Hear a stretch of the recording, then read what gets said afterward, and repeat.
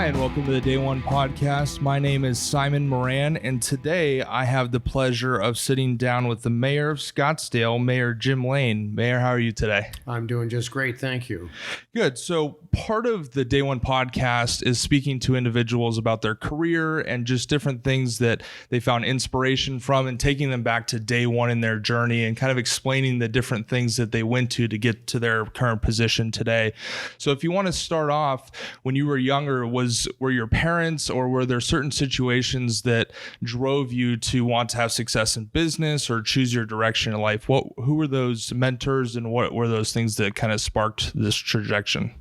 Well, there probably were a lot of people that had influence on me and frankly, my chosen career, as well as the direction that I took from high school and from college and the kind of education I sought and the kinds of careers that I entertained. And they were fairly numerous.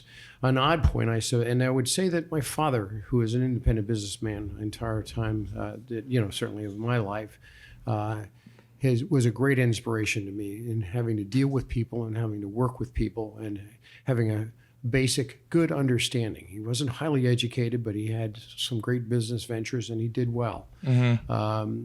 He and another gentleman who lived in our neighborhood who was a CPA was also had some influence on me. And frankly, that component part in business, which is not something my father necessarily mastered, right, but nevertheless I thought was an important factor. I had a little bit of a knack, I should say, for numbers and liked that aspect and the measurement and accountability aspects of that in business. And where did you originally grow up then?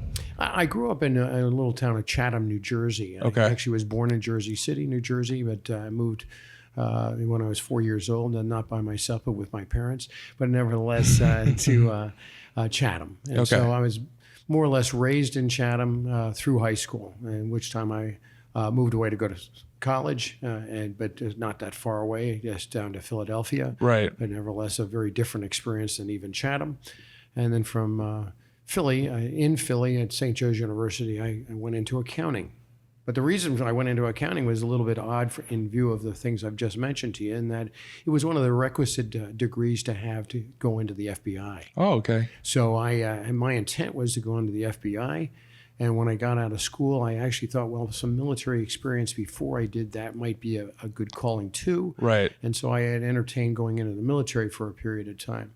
As it ended up, a very fluky kind of thing, a guy that who I was going to school with asked me to take the interviews with what was then the Big 8 accounting firms. Mm-hmm. And so on a little bit of just a lark, I said, sign me up for him. I'll go ahead and take him. It was an idea that he thought that I would make him more comfortable and we could talk about it and that kind of thing. Of course. Next thing I know, they started asking me where I'd wanted to live and where I would like to go. And they had already signed you up when you walked in the door. Then. And the fact is, I ended up with, as it turned out, a number of offers across the country. I started picking some places I'd never been before.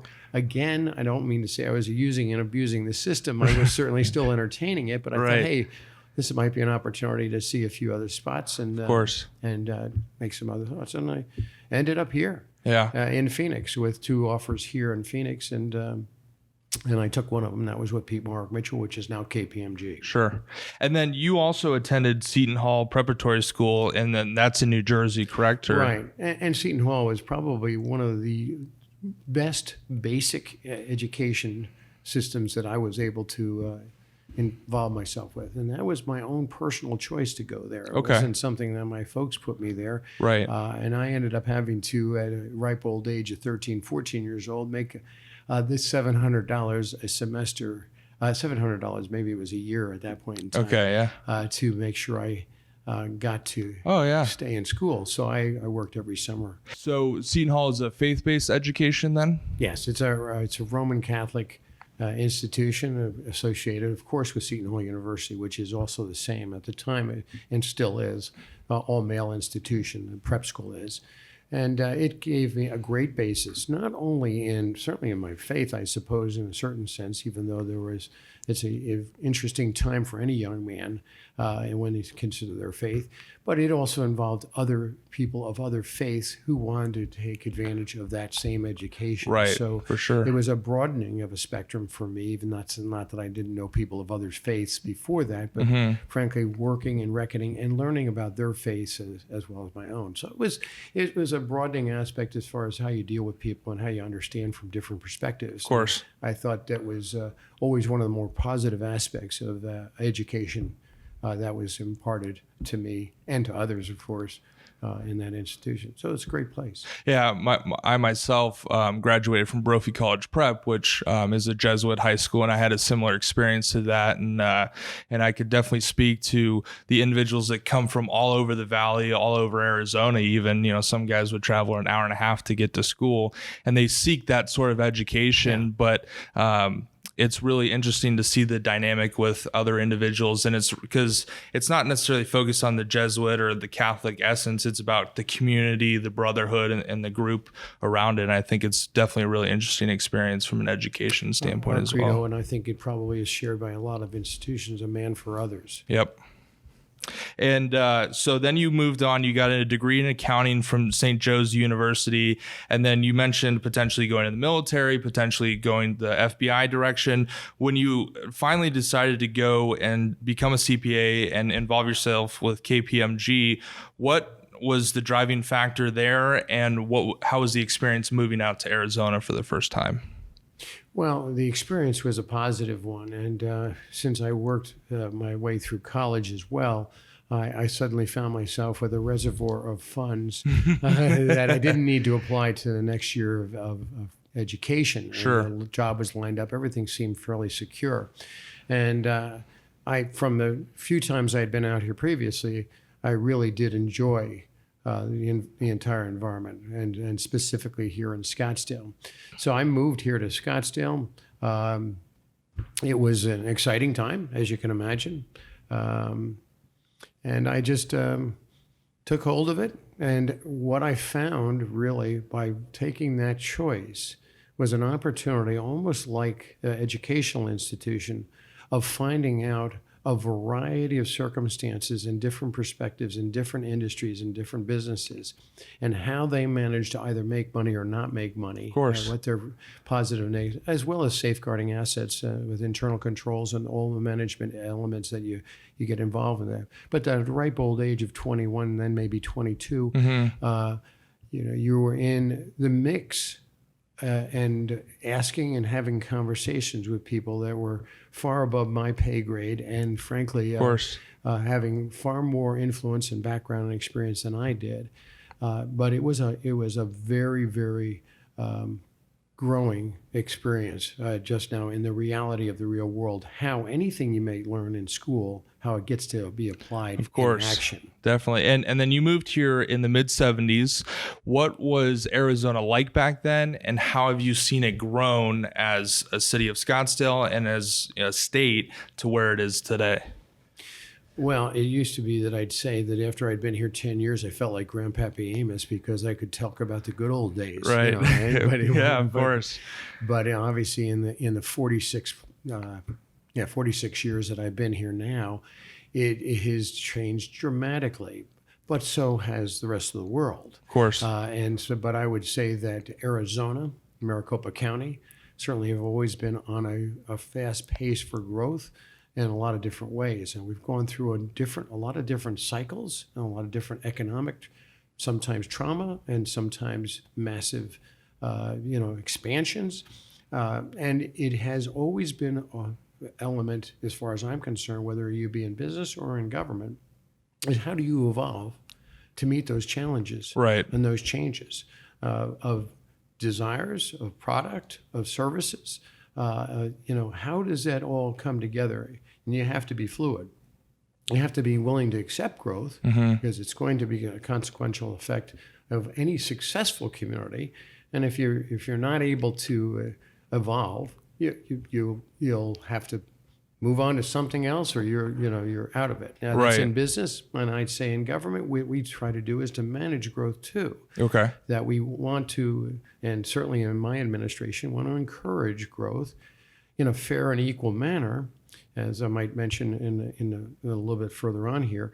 But nevertheless, to make sure we have a positive business environment and the government's doing the work it's supposed to be doing, not more than what it's supposed to be doing, but doing what it's supposed to be doing to make sure that we all have a place to live, work, and thrive. Of course. And with as little interference from us as possible, other than to provide the services that you're paying for with your taxes. And then from your transition from KPMG, you were done there in 1996. Then you went on to run a couple companies and have some experiences on the entrepreneurship side of things. Tell us a little bit about that experience, and then we'll get into some of how your current day position as well. Okay. Well, real easy. Obviously, coming out of the CPA world, which is the first thing was to be taking a CFO position, and as it was in the first instance, was two privately held companies. So they were in electronics and also in material supply and open pit mining. Okay. And so I got, and a bit of construction as well. So, and those were, they're not simultaneous, but those were the first two progressions as far as that's concerned. From there, I ended up quickly advancing the idea that I wanted to have my own company. And what I chose at that point in time was a construction company. Sure. So I built with partners, I'd have to say, but nevertheless, I was in the lead on it.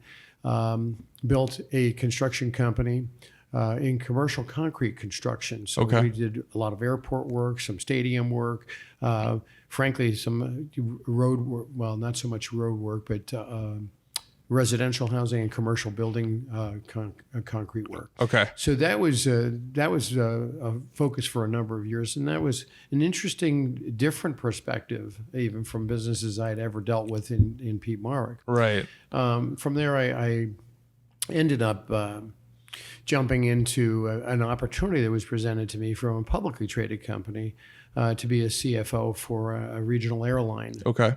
It happened to be here in Phoenix, and frankly, we grew it by virtue of getting a code share agreement, which is an association, affiliation, if some people might say, with U.S. Air, as it was at the time.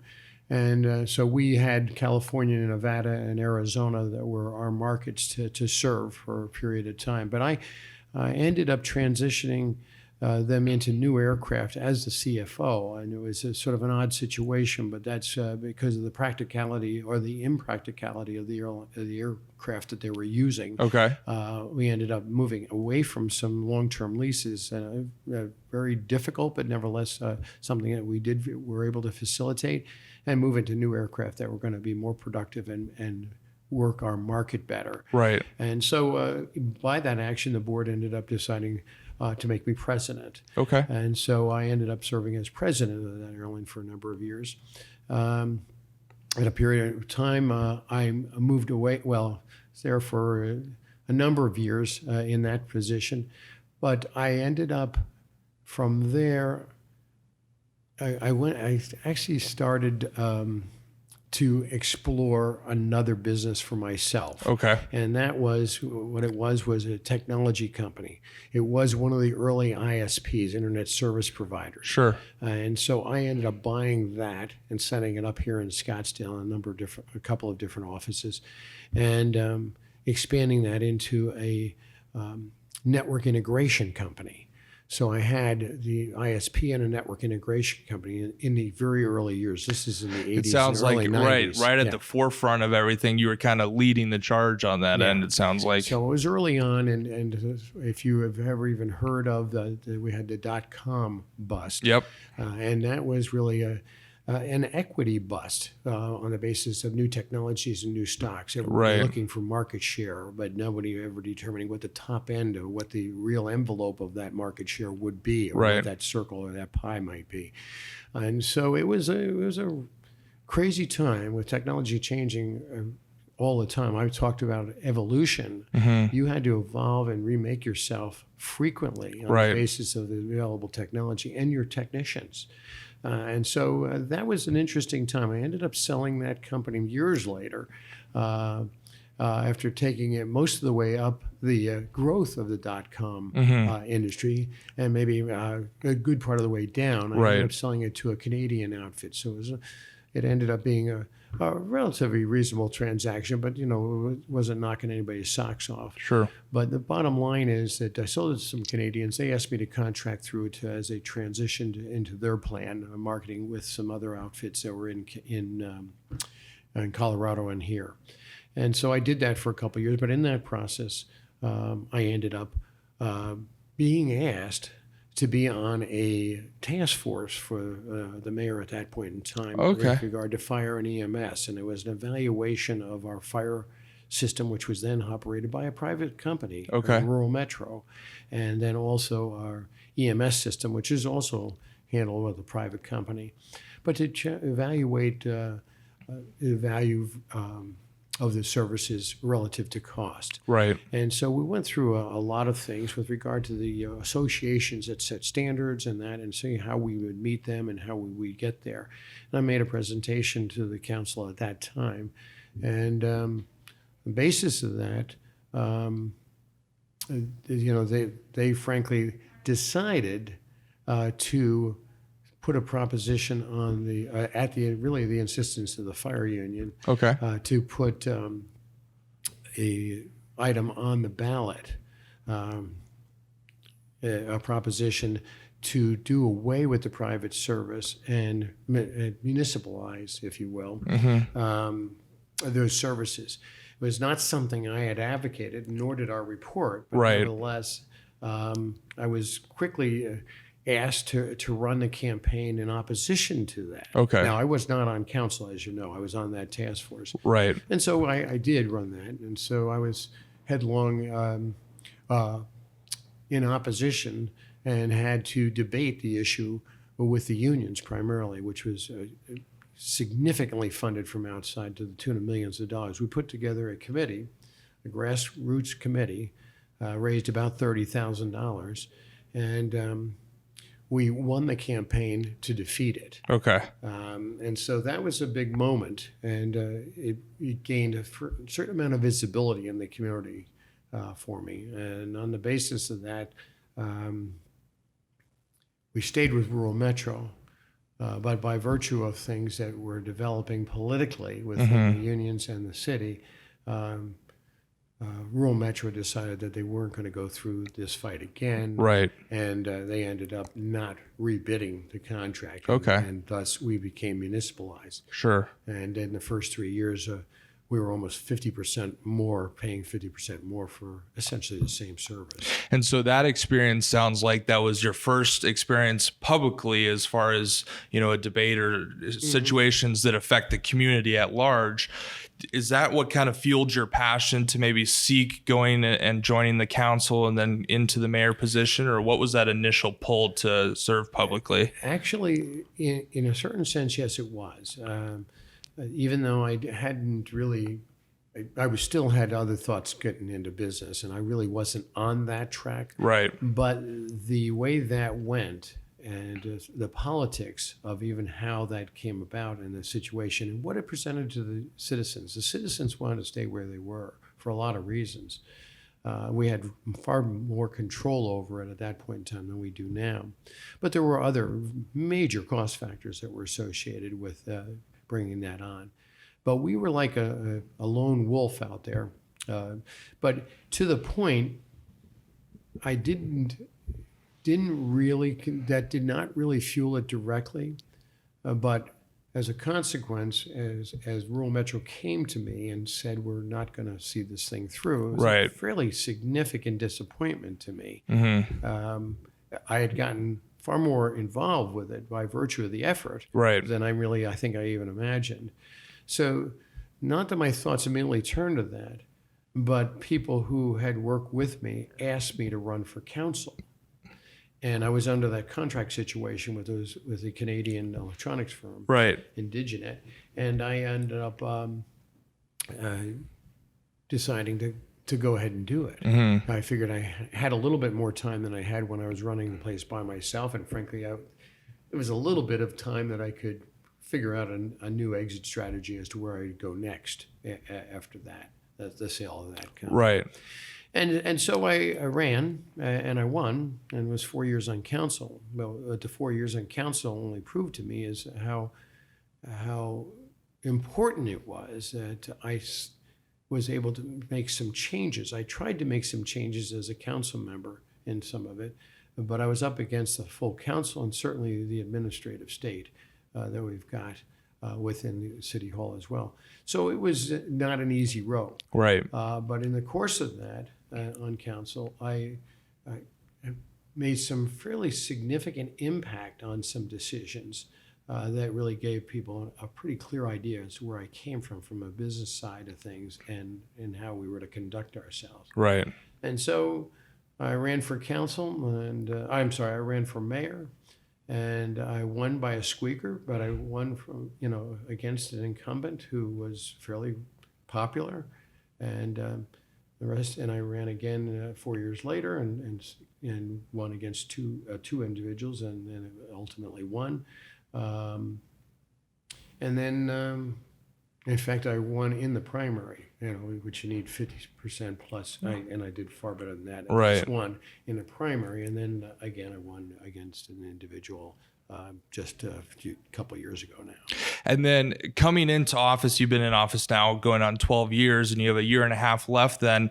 What was that initial mission to coming in with the community? What have you seen as some of your proudest moments in office, and kind of talk through your experience of the last 12 years? Well, I'd have to say that the initial mission was pretty plainly stated, even in my run for council, and that was to create a pro-business environment and to try to get the city to be more efficient and effective in its services and its products that it's delivering to the citizens, and try to also create an environment that is not picking winners and losers. A big problem while I was on council was the fact that we were giving out massive subsidies to businesses, and frankly, I'm not into subsidies, period. But right. Nevertheless, without any real exchange at all of value, you were building an environment where intrinsically it was unfair environment, because you have existing businesses there. You might be bringing a business in, right, who's in competition with them, and now they're subsidized. And you understandably create an unfair competitive environment. And so, as pro-business as I am not to the point of trying to pick winners and losers. And the other is it creates an inherent area of potential corruption. Mm-hmm. When politicians are handing out subsidies, of course, it becomes, it may never be intended, and I'm not accusing anybody of it, but the visibility or the perception of it can easily lead people to conclude that. So it's something you want to get the heck out of the way. The other was the administration, our executive team, which are our charter officers, of which there are 6. We needed to make some changes. So I was advocating more of an independence for our different skill sets within the charter officer group. To this day, those were some of the promised elements, but certainly was to maintain a low cost, tax-wise, and a low regulatory environment. Certainly, I'm a bit of a libertarian, but I certainly believe that regulations and laws are certainly the essence of maintaining our security and, frankly, our independence, our freedoms in a lot of ways. But it's important that we make sure that those things are not creating preferences or preferences or protecting anybody in particular, and that goes to businesses. When you've ever heard the term crony capitalism, concern truly is when government becomes too involved to the point that they're protecting one business over another business to maintain things or otherwise. And I'm all about, I understand people make investments and they like to protect them, and certainly they'll do what they can to do it, but it's not government's place to intercede in those things. And that's my basic philosophy. So those are some of the basic elements of political philosophy and principles that I was espousing. And I told people from time to time, I'm not going to tell you how I'm going to vote on issues. I'm going to tell you how I think about issues. And you should readily understand where I should be on something on the basis of what I've expressed as my principles. That's not to say there's never a gray area. I said, but if it ever comes to that, I need to be able to explain exactly why I may be making any departure from those principles and those philosophies that I espouse. And that's been a solid ground for me, and it's been something I've felt very good about. So the promises I made were to the point of principles and philosophy of governance and how we should conduct ourselves here. And certainly having the fiduciary responsibility to protect the taxpayers' assets and resources, of course. Always. And that's part of that public accounting background and some of that accounting and accountability. Sure. That I'm also, and accountability is another word that I use not in lightly, but also in a strong fashion. So those are the things that people expected from me, and I feel that, I think that they have sensed it through 3 and maybe 4 if you include the first, but never was the 3 elections. And right. What's been accomplished here. Now, for some of our younger audience who may be in the private sector, maybe thinking about seeking some sort of political career or political office, what advice, having not really planned being in the mayor's office, but now having had the position, what would you say to them is a key focus to understand when serving a community like Scottsdale? Key focus is to stand for principles and philosophy and have your own personal philosophy that you're comfortable with. You need to know just in a broader scope of vision as to how you see things and then how you explain those to people as to what your basic principles are. Some folks may think that I'm too pro-business.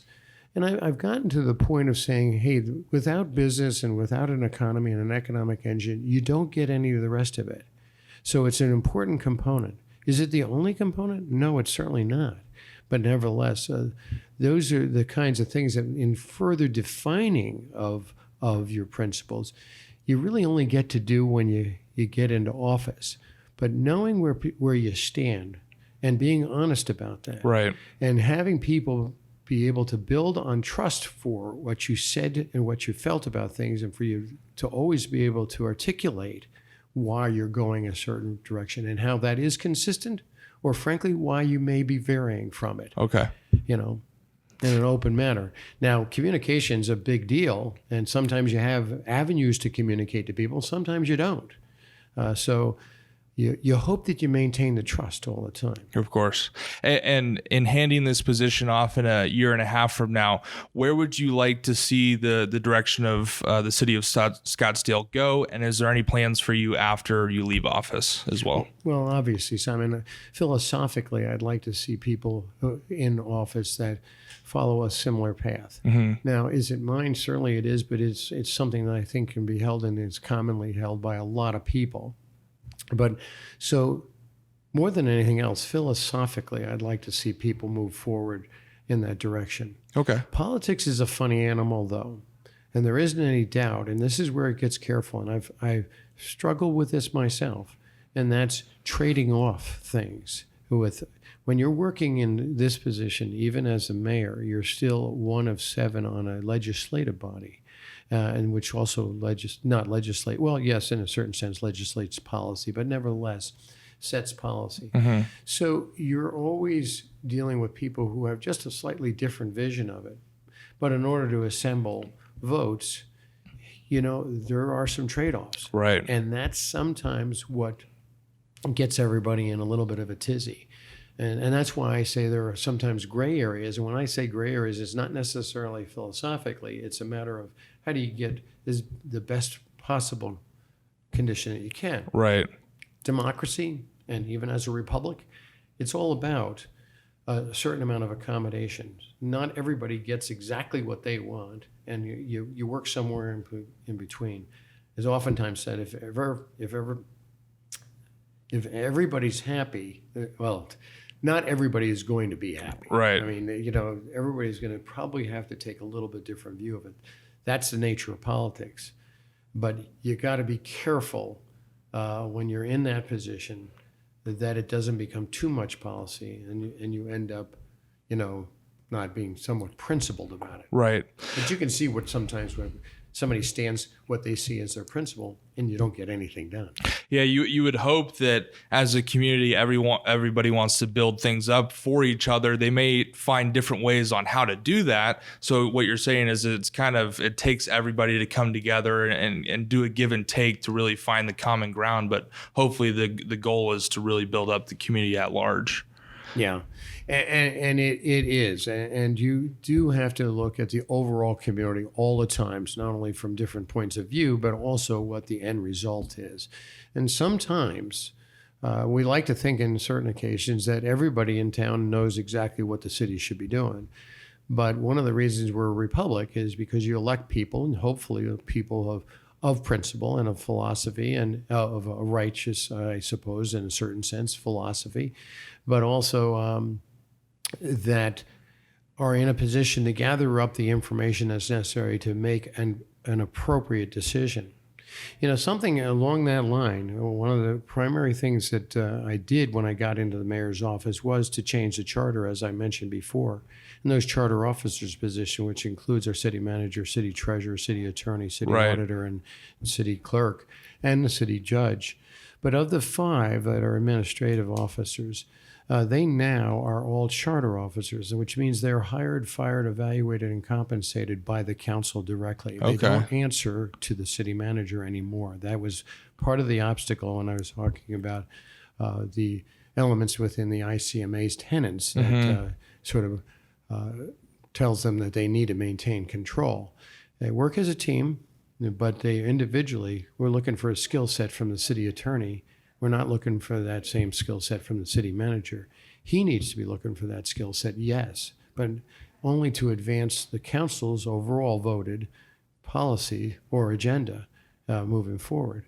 So it's a city attorney. He needs to be able to respond to us directly and know that if he goes up against an opposing agenda from City Hall's management and from the city manager, that his job is not in jeopardy. His first obligation is to us. Same thing with the city treasurer, who is actually our chief financial officer too, by virtue of those amendments. And so those were important components. They're now studied throughout the university system here in Arizona in their MPA programs, but I also understand across the country. So the best that I know, we're somewhat unique in that regard. And it seems it has been working out fine since 2010. Of course. Put it into play. Well, Mayor Jim Lane, we appreciate your insight today and all the work you've done for Scottsdale over the years in your position as mayor and prior to that, and wish you all the best in your future endeavors. Well, thank you very much, Simon. It's been my pleasure to be able to talk with you.